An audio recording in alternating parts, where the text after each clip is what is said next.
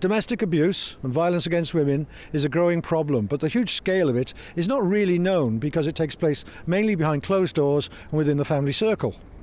So one organisation has done a lot of research so that politicians, like those here in the European Parliament, can be better informed and know what actions to propose. I would say it's one of the major problems of gender equality in Europe, but it's also on a global level. It's one of the major violations of fundamental human rights, and it's also one of the biggest problems of gender inequality in Europe nowadays. And 9 out of 10 victims of domestic violence are women. This is a very, very I would say threatening statistics that we have, and of course this is the problem to be solved in the nearest future. Violence against women it's also one of the priorities of gender equality strategy in Europe. So European institutions, European decision makers and national decision makers actually acknowledged it as a problem, but it's not unfortunately so easily solved because domestic violence is happening in the private sphere, domestic sphere. Due to different cultural and social factors, women do not want to talk about it. So actually to map the context of the problem and to map the full extent of the problem, it's actually not so easy. That's why the solutions are not so easy. What can politicians do to make a difference?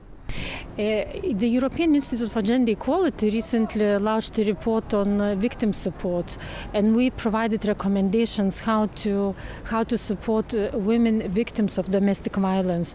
And one of the major problems is that the services that at the moment are available on European level are not actually properly distributed regionally. I think this is what governments have to take into account to make sure that services are not just centrally located at the biggest cities, but also available on a regional level. Other problems are also related: how to grant services to minority groups of women, how to ensure that they provide access 24 hours per day, free services, because not all women can afford them, how to provide multilingual services, as well as special support for children, because in the majority of cases, women victims of domestic violence, they come to services with their children. And another problem that we observed is that there are so-called general services that actually provide the support to different kinds of victims. But women victims of domestic violence, they need a special treatment because there are issues which are very special for women, and we are advising the member states and also European institutions to pay a particular attention to the fact that when services are designed, when they are provided, that we have to think about it from gender perspective, that there has to be some special treatment there. Domestic abuse and violence against women will sadly always be with us. But at least the research that's been done here can inform politicians as to the measures they can put in place to best prevent it where possible. Colin Stevens for JN1 at the European Parliament in Brussels.